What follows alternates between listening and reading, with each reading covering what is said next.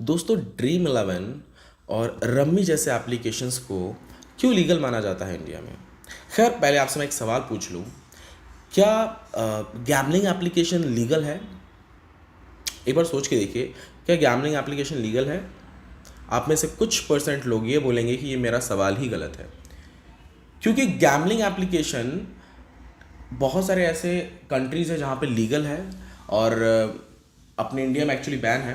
पर बहुत सारे ऐसे कंट्रीज़ है, लास वेगास हो गया, ऐसी और भी बहुत सारी कंट्रीज़ हैं जहाँ पे ये सारी चीज़ें लीगल हैं। गैम्बलिंग मीन्स आपको थोड़ा डिटेल में हिंदी में बता देता हूँ। जिस एप्लीकेशन में आप मतलब अपने लक पे पैसा जीत रहे हो, ठीक है, एक तरफ से वो गैम्बलिंग एप्लीकेशन है।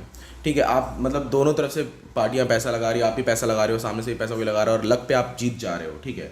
वो एक तरफ से देखा जाए तो गैम्बलिंग एप्लीकेशन है, मतलब सट्टेबाजी टाइप एक एप्लीकेशन।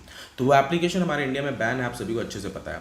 लेकिन बड़े बड़े सेलिब्रिटीज़ ड्रीम इलेवन जैसे एप्लीकेशन को, माई इलेवन सर्कल एप्लीकेशन को, रम्मी जैसे एप्लीकेशन को प्रमोट करते हैं। क्यों? क्योंकि मतलब वो एक इसको इन्होंने एक छोटा सा नाम और दे दिया, क्योंकि ये स्किल बेस्ड एप्लीकेशन है, इसलिए ये गैम्बलिंग की कैटेगरी में नहीं आता है। वहीं रम्मी भी काफ़ी स्टेट्स में बैन है, इंडिया में ही। तीन पत्ती और लूडो है तो ये भी इन्हीं कैटेगरीज के गेम, लेकिन ये आप खेल नहीं सकते, आप इन्हें प्रमोट नहीं कर सकते हो। इसका ये एप्लीकेशन जो है, मतलब प्रमोट आप कर सकते हो यूट्यूबर्स के थ्रू, आप अपने थोड़े लॉजिक को यूज़ करके थोड़ा प्रमोट कर सकते हो उसको, लेकिन गूगल एडवर्ड वगैरह पे ये प्रमोट नहीं होते हैं। उसमें आपको बहुत लॉजिक लगाना पड़ेगा, क्या क्या करना पड़ेगा उसमें, लेकिन जल्दी ये गूगल एडवर्ड पे प्रमोट नहीं होते हैं। एक तो लूडो, दूसरा तीन पत्ती। तो ये क्योंकि ये बिल्कुल गैम्बलिंग से ये सामने सामने दिख जा रहा है, यहाँ पे लक पे आपका सब कुछ चल रहा है। और रम्मी में क्या होता है, स्किल बेस्ड। ये मतलब एक्चुअल में तो है तो गैम्बलिंग ही, बट क्योंकि अब बिजनेस करना है तो इसको थोड़ा सा नाम दे दिया है स्किल बेस्ड एप्लीकेशन, इसलिए, या फिर स्किल बेस्ड गेम है ये, इसलिए ये गैम्बलिंग की कैटेगरी में नहीं आता है। क्योंकि इसके पीछे एक और छोटा सा रीजन है, आप सभी को पता होगा, कौन बनेगा करोड़पति हम सभी देखते हैं। अगर तो ये गैम्बलिंग में आ जाते तो कौन बनेगा करोड़पति, वो भी गैम्बलिंग ही एक एप्लीकेशन है।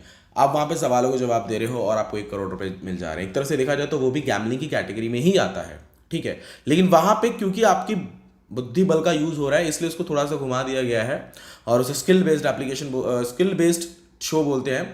तो वहां पे आप जीत जाते हो। सेम चीज़ों को, वही एक छोटे से वर्ड को यहाँ यूज़ कर लिया गया है ड्रीम इलेवन में और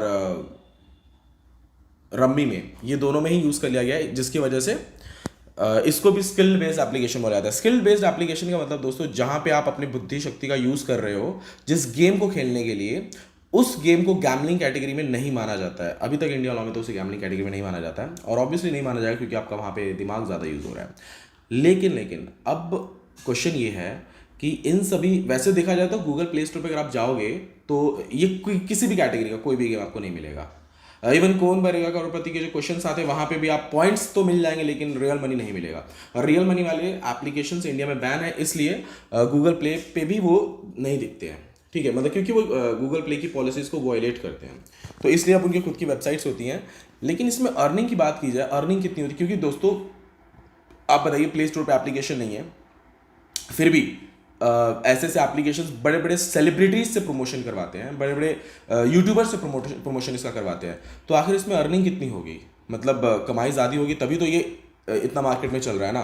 ये ड्रीम इलेवन, माई इलेवन सर्कल, ड्रीम इलेवन तो आपने पता होगा आईपीएल में कितनी बार ऐड देखा होगा, इवन लोगो वगैरह हर जगह, मतलब पहले तो आईपीएल वीवो आता था, वहाँ पे ड्रीम इलेवन लिख दिया था। इतना प्रमोशन, इतना ज़्यादा पैसा इन्वेस्टमेंट सिर्फ प्रमोशन में, इसका मतलब ये है कि अर्निंग बहुत ज़्यादा होगी, ठीक है। ऑब्वियसली दोस्तों अर्निंग बहुत ज़्यादा है, बहुत ज़्यादा पैसा कमाने वाला एप्लीकेशन भी आप इसको बोल सकते हैं, ठीक है। जिसमें ड्रीम इलेवन है और रम्मी एप्लीकेशन है तो तीन पत्ती और लूडो भी, लेकिन ये अभी प्रमोशन आप नहीं कर पाते हो, जिसकी वजह से इसमें अर्निंग थोड़ी कम होती है। अगर आपका अच्छा खासा ग्रुप है, अच्छा खासा आपके पास एक टीम है जिसमें आप उसको शेयर करके और इसमें डाउनलोड्स ला सकते हो, तो अर्निंग तो आप उसमें भी कर सकते हो। हाँ, पॉइंट्स वगैरह रख के थोड़ा बहुत प्ले स्टोर पर भी आप डाल सकते हो, वहाँ से डाउनलोड लेने के बाद फिर जैसे एमपीएल ने किया वैसा आप भी कर सकते हो, ठीक है। अब बात करते हैं कि इन्हीं कैटेगरीज में एक और है टूर्नामेंट एप्लीकेशन। टूर्नामेंट अभी स्टार्ट किया ही था पेटीएम ने कि उसको गूगल प्ले से हटा दिया गया था।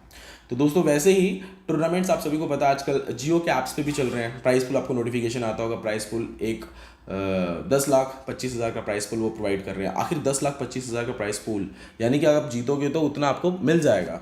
टूर्नामेंट एप्लीकेशन बहुत ईजी है, हमने भी बहुत ज़्यादा बनाया है, और फ्री फायर टूर्नामेंट अभी चल रहा है। बड़े बड़े गेम्स में चल रहा है, बड़े बड़े एप्लीकेशन जो है पेटीएम, जियो जैसे एप्लीकेशन में, और भी बहुत सारे ऐसे एप्लीकेशन है जहाँ पे ये चल रहा है टूर्नामेंट। तो इससे आपको समझ में आना चाहिए कि ये जो एप्लीकेशंस होते हैं वो कितना ज़्यादा अर्न करते हैं और इन एप्लीकेशंस में कितना ज़्यादा फ़ायदा है। अमाउंट छोटा ही लगता है लेकिन ये रियल कैश में फटाफट आता है पैसा। एक तरफ से देखा जाए तो दोस्तों एक और छोटा सा एग्जांपल देके बताता हूँ, थोड़ा आपका दिमाग खुल जाएगा कि अर्निंग क्यों इसमें ज़्यादा है। अगर आप कसिनो में गए होंगे, कसिनो में जो भी पैसा लगा के खेला जाता है सामने वाला या उसके, अगर मैं भी जा रहा हूँ कसिनो में, मेरे सामने वाला खेल रहा है, तो आपको क्या लगता है कौन जीतेगा? आप बोलोगे जिसका लक अच्छा होगा वो जीतेगा। यू आर रॉन्ग, ऐसा नहीं होता है। दोनों ही पार्टी में से पैसा हाउस के पास जाता है, यानी कि जो कसिनो का मालिक होता है उसके पास ही ज़्यादा पैसा जाता है।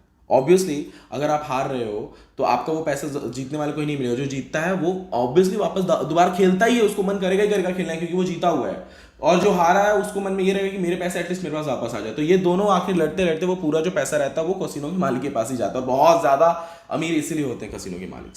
तो इन सब चीज़ों में क्योंकि ये सट्टेबाजी टाइप एप्लीकेशन ही है, वही का उन्हीं सब चीज़ों को ऑफलाइन से डिजिटल लाया गया है और इसमें बहुत ज़्यादा अर्निंग है। मतलब अर्निंग मैं इसलिए ज़्यादा बोलता हूँ क्योंकि मैंने खुद प्रैक्टिकली देखा, मेरे ऐसे बहुत सारे क्लाइंट्स इवन मुझसे जिन्होंने टूर्नामेंट एप्लीकेशन बनाए उन्होंने बहुत अच्छी अर्निंग की है। मतलब एक ये मैं कह सकता हूँ कि अभी मैं इस फील्ड में हूँ तो मुझे इन सब चीज़ों का नॉलेज है, इसलिए मैं आपको बता रहा हूँ कि इसमें अर्निंग टूर्नामेंट्स एप्लीकेशंस में, क्योंकि सबके एडमिन पैनल्स वगैरह मेरे पास रहते हैं, क्योंकि मैनेजमेंट हमारे एएमसी हमारे पास होता है, तो अच्छी खासी लेवल पे अर्निंग है। तो मे भी आप सभी को, हालांकि इन सब चीज़ों को लीगल तरीके से, ऐसे बहुत सारे लॉ है लीगल तरीके से चलाया जा सकता है इनको, ऐसा नहीं कि आप इनको बनवा लोगे तो आपके ऊपर केस हो जाएगा या इलीगल, ऐसा कुछ नहीं होता। लीगल तरीके से आप इसे चला सकते हो, ठीक है। बस लॉजिक आप कैसे लगा रहे हो डिपेंड करता है आपके ऊपर। आई होप दोस्तों आपको वीडियो पसंद आया होगा। अगर आपको वीडियो पसंद आया होगा और कुछ नॉलेजेबल वीडियो लगी होगी तो इस वीडियो को लाइक जरूर कीजिएगा। अगर आप मेरे चैनल पर नए हैं तो चैनल को सब्सक्राइब कर लीजिएगा। थैंक यू दोस्तों, मिलते हैं नेक्स्ट वीडियो में।